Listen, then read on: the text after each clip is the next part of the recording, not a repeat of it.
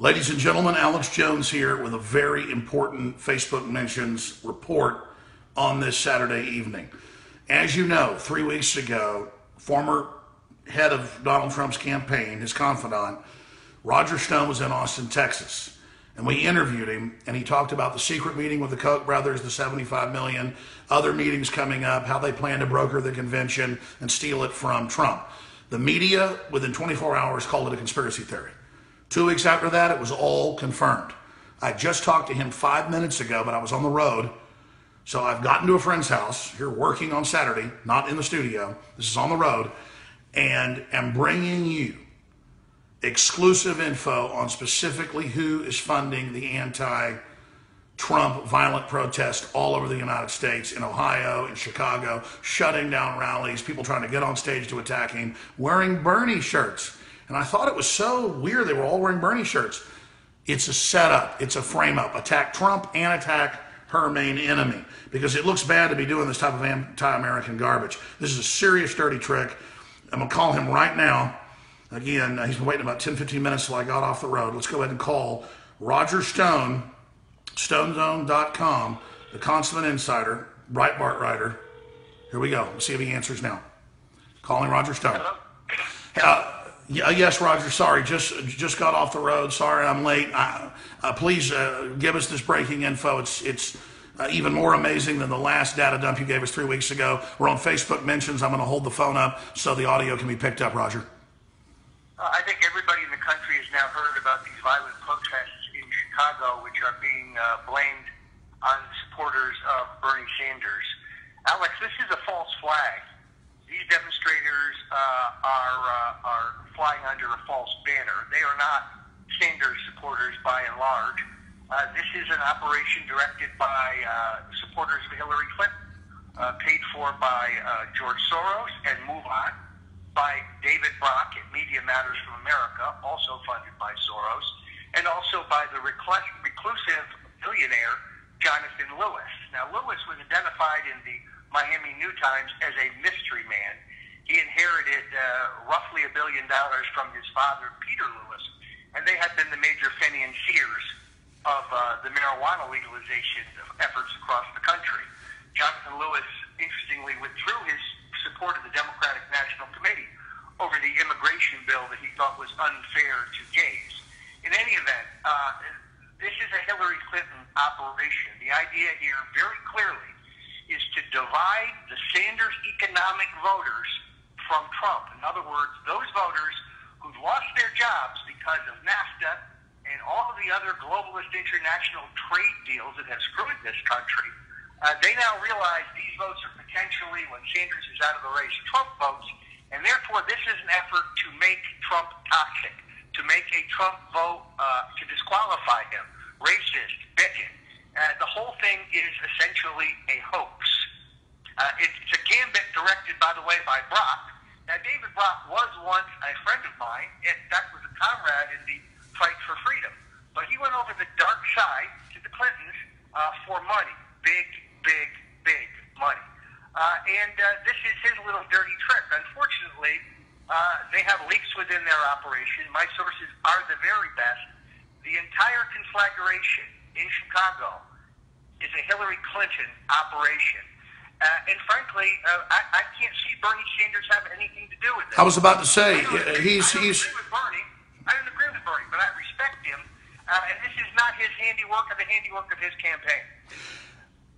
Roger, you've been in 9 administrations, worked inside 4 of them. You are the consummate insider in the last decade, 15 years has turned against them. And everything you've reported for us the last 6 months has turned out to be solid gold. Your articles are almost daily on drudgereport.com from Breitbart. You literally, for new viewers, I just want them to know, lead the breaking news cycle with your inside sources in the Democrat, Republican Party, Trump camp, you name it. There's a reason Trump's called you tough, brave, loyal, in his tweets that we're going to add to these articles just for new viewers to know who you are and your bona fides, but not bragging, just laying out some of the background here for new viewers, new listeners. But I know about George Soros. He funded the Ukraine overthrow, playing Catholic off against Orthodox. He helped fund the Arab Spring, Shiite against Sunni, divide and conquer, the great game, balkanization. And when I saw all these Bernie shirts and Bernie people saying we attacked, people shooting guns in the air saying we support Bernie, that is so clearly a way to attack him, make him look like a radical revolutionary, and to make Hillary look good, and then to also make Trump look like the racist when the media plays this up. This is amazing. But this isn't your opinion. Again, to be clear, you have sources inside saying this is a Soros/Brock Media Matters, which they admit is run by the White House. They have weekly meetings. His former transition chief, Obama's former transition chief. You're saying this is a false flag. I agree, you have the inside knowledge, but we've seen the buildup towards race war this summer, this fall, to try to cloud the entire election. Is that what you're getting at? Is this the opening salvo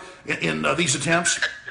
I think Hillary understands that Trump would lose the votes of certain establishment Republicans if he is the nominee. On the other hand, it doesn't matter because of his crossover outreach. Right now in Ohio, Democrats and independents in the Mahoning Valley, people who have lost their jobs because of these great globalist trade deals, are lining up to vote for Donald Trump in the Republican primary, which is legal in Ohio with some paperwork.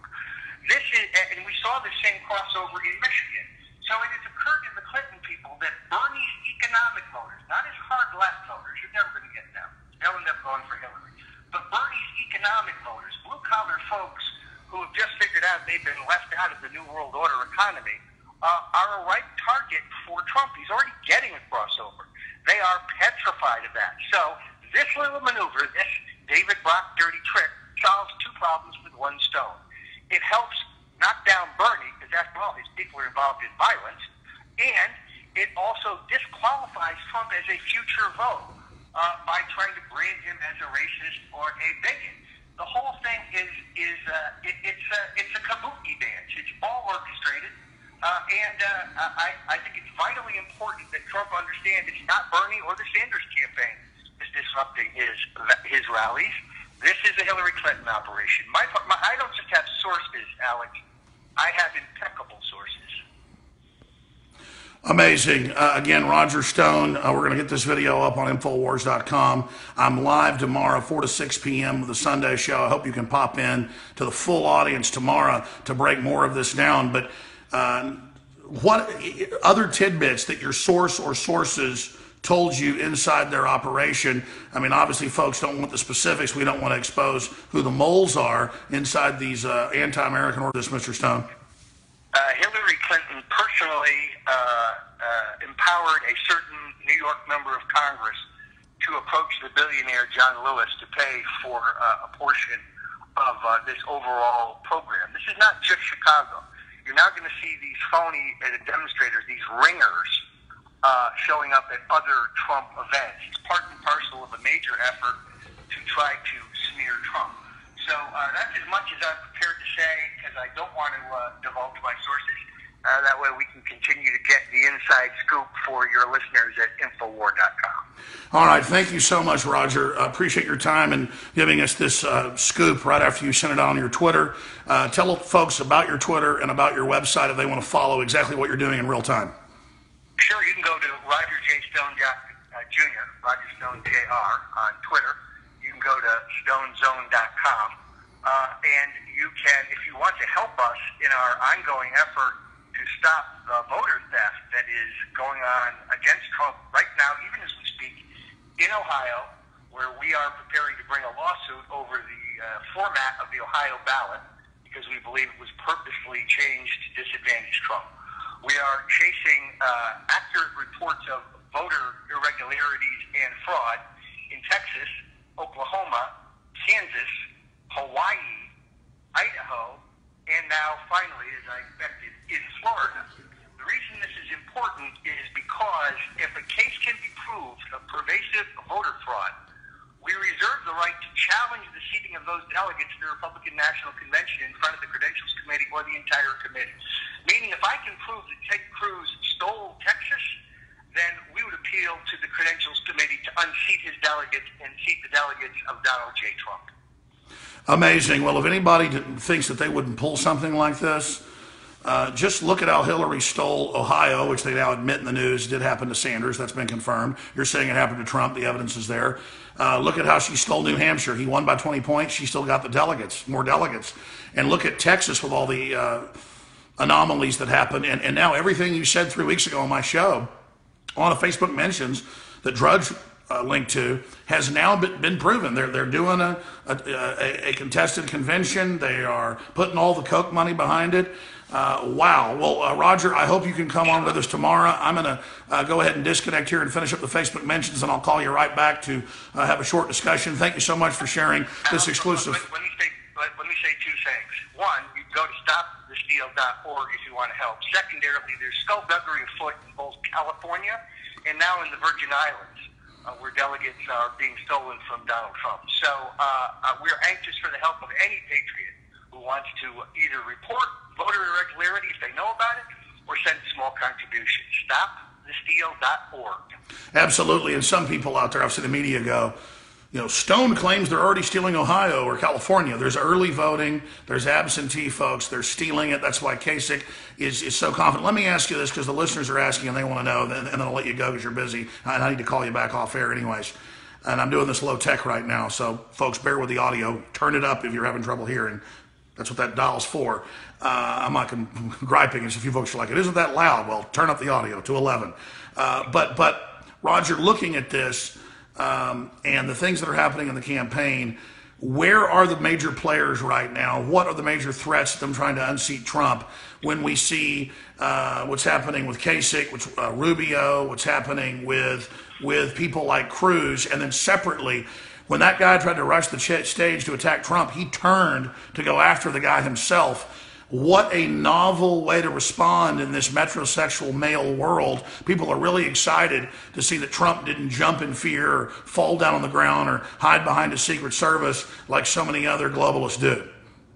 Yeah, no, I think all of this is backfiring on the cabal. The problem here is that I think the assault on Trump is going to give Trump a head of steam going into both the Ohio and Florida primaries.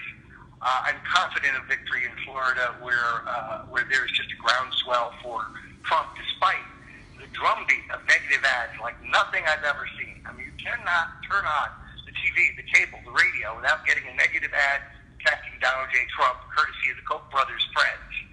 They're very clever, the Kochs. They keep saying, well, it's not our money. No, they merely raised the money. They just don't have any of their own in this particular pot.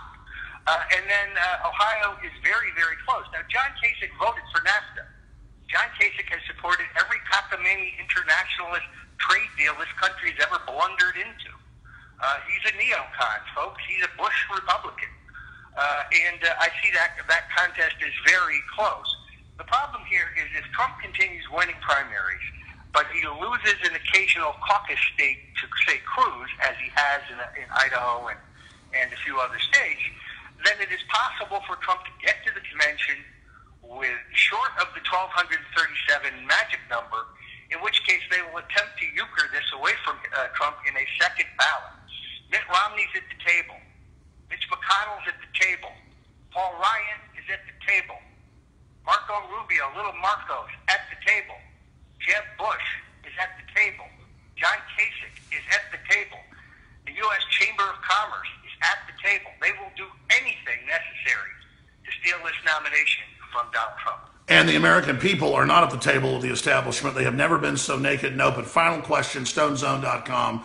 Roger Stone's our guest right now. Final question. I know you can't talk about private stuff when you talk to Trump almost every day, sometimes for hours, when he's on his plane or landing or traveling. I'm not going to characterize when I talk. No, I understand. Let me ask you this question. How? We talk from time to time, and we sure. And those conversations are, of course. Sure. But I mean, how he seems energized on the campaign trail is what I'm getting at. I mean, and he said today, hey, I've already made billions. I'm here to pay you back. Let's save America. He really seems to be more energized than even when he got on the campaign trail a year ago. Is that accurate? He's a brawler. He's thriving on the fight. This is the fight to save America. He understands what's happening. He understands the establishment is pulling out the stops with these phony demonstrations. He understands that the same kind of attacks we saw against Barry Goldwater in 1964. It's the same playbook. They're trying to tattoo him to eliminate him as an alternative in this election. All right. I would describe describes him as very excited, very pumped, very proud of the people who show up at his rallies, totally opposed to violence, completely opposed to violence. He understands violence is counterproductive for his campaign. I think he finds it outrageous that some would abridge his First Amendment rights. I mean, he doesn't. Our supporters don't go to Black Lives Matter rallies and try to shut them down. Yeah, nobody went to Obama rallies when he had smaller crowds 8 years ago and tried to shut him down. These are really despicable anti-free speech, anti-American people. Thanks for sharing this with us, Roger Stone. Big breaking news. I'm going to go ahead and disconnect with you and call you back in a few minutes. Thank you, sir. Many thanks. All right. There you go, folks. And again, I was on the road whenever I got this information, and I don't know how to low-tech sit here and hold the phone up to Facebook mentions so you can hear Roger Stone, because by the time I got to the studio, he had to go to another meeting. But I literally pulled over to a friend's house who is running the other phone right now. But there's Roger Stone. 3 weeks ago, we interviewed him several times here in Austin, became big international news.